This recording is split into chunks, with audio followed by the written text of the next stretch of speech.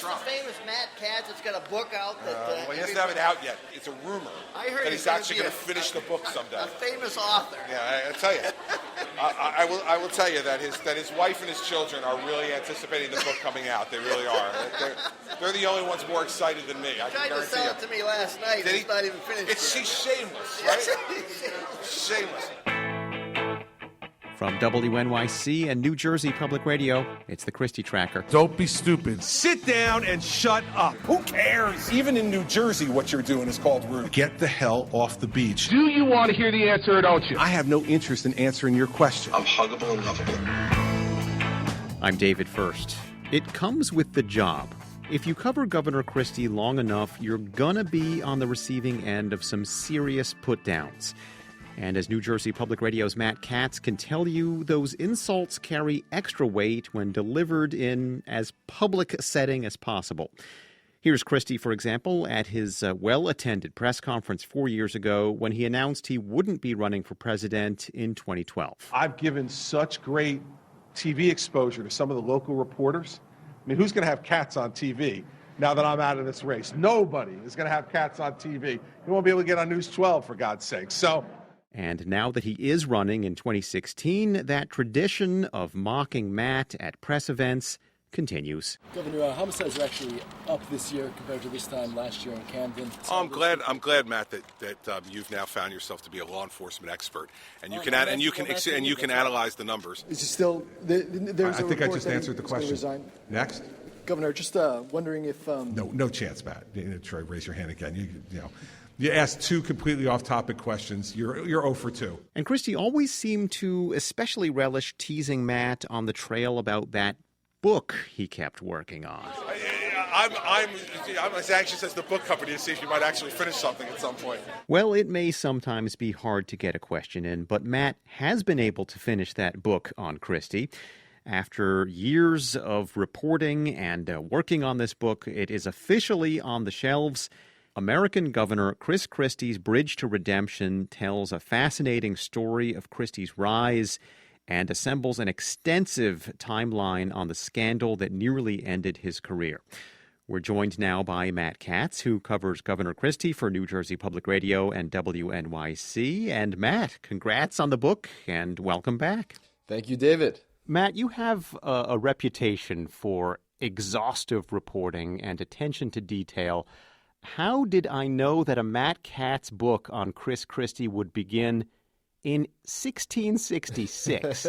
I mean, those are the first two words, chapter 1, line 1. You take us back to the early settlements in Newark. You should have seen all the stuff I cut out about the history of New Jersey. This is like a book on the Beatles going back to, I don't know, Viking settlements around Liverpool. That's right. It is somewhat equivalent to that. I was trying to zoom the camera back a bit so you could not only understand Christopher J. Christie as a person more by understanding where he came from ancestrally, but also understand the environment in which he inhabited New Jersey, and specifically Newark, New Jersey, where he was born, give the reader a fuller impression of that place too. Looking at the history of New Jersey and New Jersey politics and trying to understand where this thread of New Jersey political corruption sort of came from was really one of the most enjoyable processes in writing the book for me,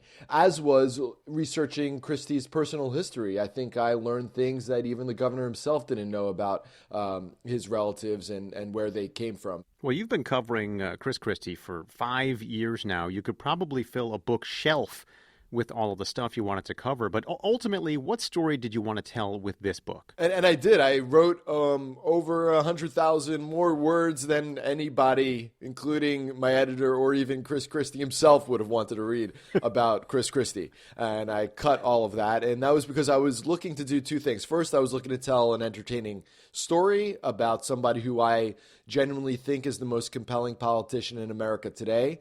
And I also wanted to keep to what is a pretty clear arc to that story, which is a rise, a fall, and an attempted comeback, which is what we're seeing right now. And the second thing I wanted to do is to give an honest assessment of his career as a politician for those who may be judging him vis-a-vis the White House, and for potential voters not only in the New Hampshire primary coming up in a couple weeks, but potentially in a general election if he should make it that far.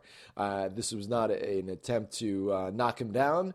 This was not an attempt to build him up. This was an attempt to call balls and strikes. And if you're a Republican, if you're a Democrat, if you're somewhere in between, you can read this book and take from it as much as you'd like and decide whether he makes sense in your mind against whatever candidate he's writing about. So I was cognizant of the fact that this was landing in the middle of a campaign. Well, the meat of this story seems to begin with you asking the governor about, those pesky lane closures, those lanes leading to the George Washington Bridge that were mysteriously shut down in September 2013. And this is the famous moment back before we knew very much about Bridgegate, when the governor famously responded by, mocking you at a press conference. I worked the cones, actually, Matt. Unbeknownst to everybody, I was actually the guy out there. I was in overalls and a hat, so I wasn't, but I actually was the guy working the cones out there. You really are not serious. Yes, that moment at the press conference it'll probably go on my tombstone. Bridgegate really changed everything for him and for the book. He won re-election in November 2013. He won 61% of the vote. He won most of the Hispanic vote. There were polls taken immediately afterwards that showed that not only was he dominating the Republican field for the presidency, but he was in shouting distance of Hillary Clinton to beat her in a general election. That's when I sold the book. That's also about that same time when I went over to WNYC. I had been covering him for several years for the Philadelphia Inquirer.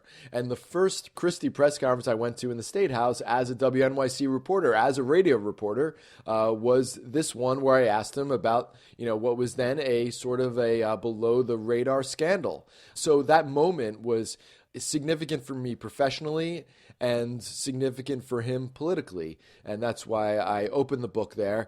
And I also opened the book there because later in the book, I devoted about 100 pages to going through the scandal in very specific detail. You sat down for 2 interviews with the governor for this book, and one of the topics you asked about was Bridgegate.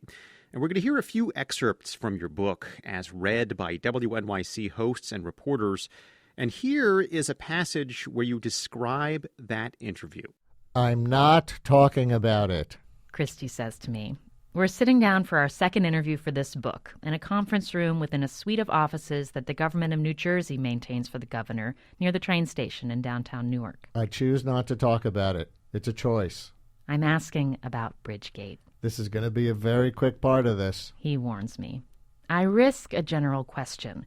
I ask if there's a different perspective, a different way to look at what went down in the very beginning, when the lanes closed and Fort Lee Mayor Mark Sokolich could not get an answer, any kind of answer, from the Christie administration about what in the world was happening. Sokolich is freaking out about public safety, I remind Christie, and everyone is ignoring his calls and emails and texts. Is there another way to view that other than a coordinated non-response? I have nothing to say about that, he says to me flatly.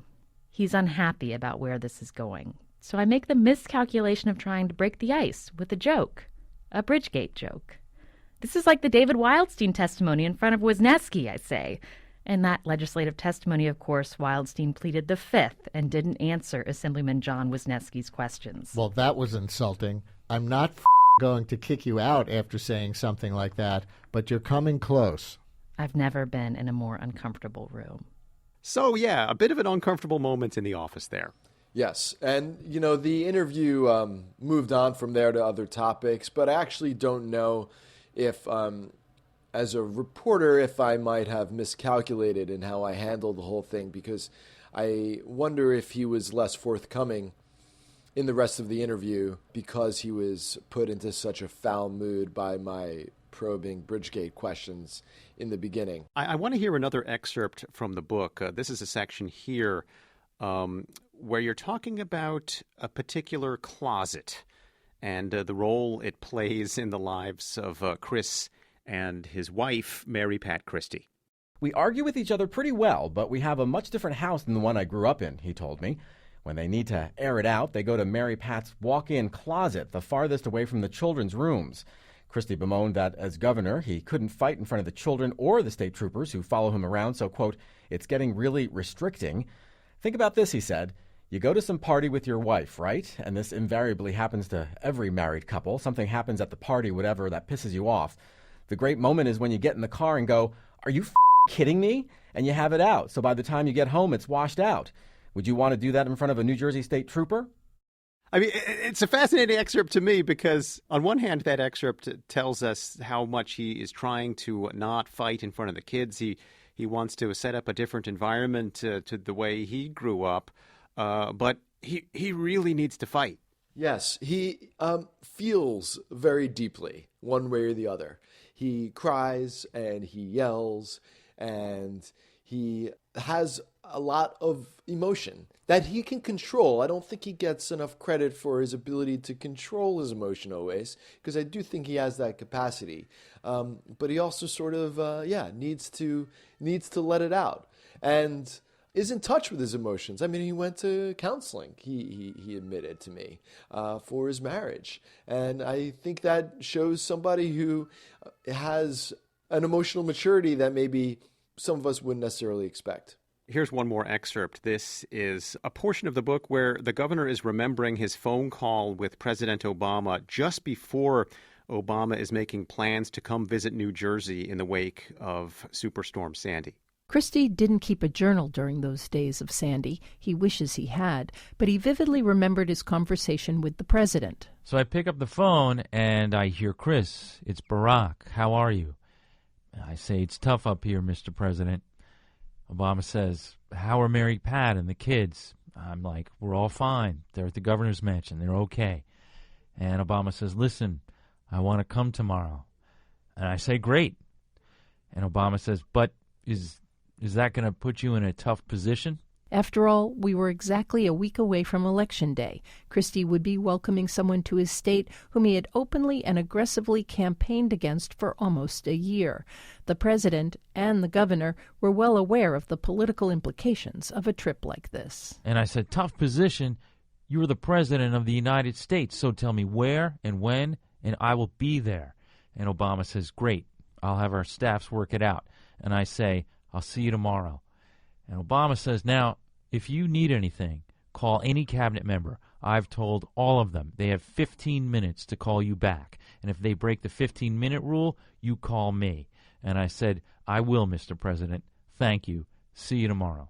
As we know, the photos taken that day that Obama did arrive in New Jersey are photos that are continuing to haunt Governor Christie on the campaign trail in 2016. Yes. The quote-unquote famous hug photo that, as you've said many times before, was not actually a hug. It was not actually a hug. Those few days after Sandy were a next-level experience for him. Let me start with, I just never thought I would see what I saw today, ever. We started in Belmar, when I walked on the boardwalk in Belmar this summer. It's gone. It's not there. He was dealing with a absolute tragedy in his home state, and I got to see, as I recount in the book, how he dealt with that up close, how he hugged victims on the ground, how meaningful those moments that he had with those victims was to people who were so affected by Sandy. And welcoming the president to the Jersey Shore was something that I authentically believe that he had to do in the best interest of his state. That's what he believed at the time. The president has been all over this, and he deserves great credit. I've been on the phone with him, like I said, yesterday personally 3 times. He gave me his number at the White House, told me to call him if I needed anything, and he absolutely means it. Looking at it from the lens of 2016 politics, it certainly looks different, but it was an incredible time. Any word from the Christie camp now that the book has been published? Some of his people have read excerpts from what I have heard from them, and so far I have gotten a positive reception from them and that they said I have been accurate. But I imagine I'll hear a lot more feedback after another week or two. And I imagine the feedback will be mixed. I already know from the early reviews of the book that the perspective in which you can read it is widely varied. There was one review that said that I didn't have enough distance and that I liked him too much to give necessarily the most fair portrait of him. And then there was another review that called this a complete takedown of the governor and said I threw the book at him and his administration, and if New Jersey reads the book, they'll be up in arms about what a poor governor he's been. So I imagine the response from Team Christie will be along those lines. Well, I want to ask you just to finish up here, Matt. What has covering Governor Christie done to you, and what has it done for you? I mean, will you ever have a beat like this again? Will you ever cover a character as compelling as this guy again?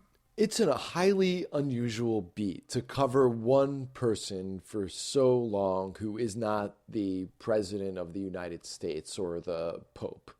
And I don't think I'll ever do something like this again.